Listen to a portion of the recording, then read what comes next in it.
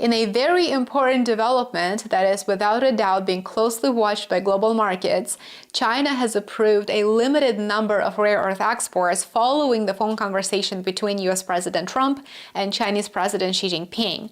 This move is seen as a gesture of goodwill ahead of critical trade negotiations with the United States.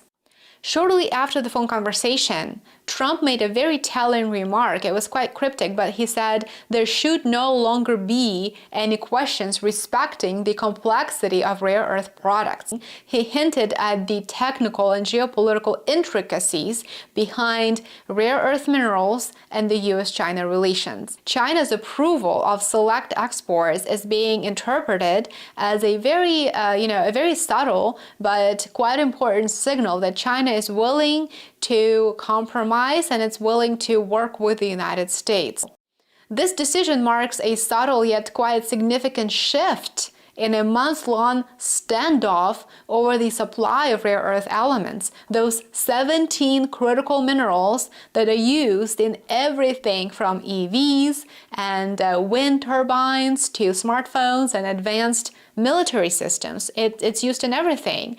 And it goes without saying that this isn't just about rocks being pulled from the ground. It's about geopolitics, it's about strategic leverage, and the escalating economic rivalry between the world's two largest economies, the United States and China.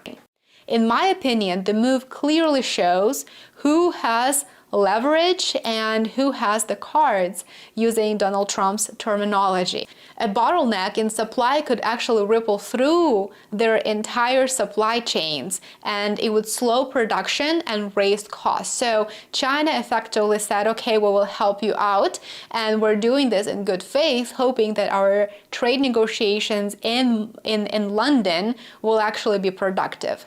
Additionally, Beijing has also promised to accelerate export approvals for qualified rare earth shipments to Europe. So this is not just the United States, but Europe is also benefiting from this.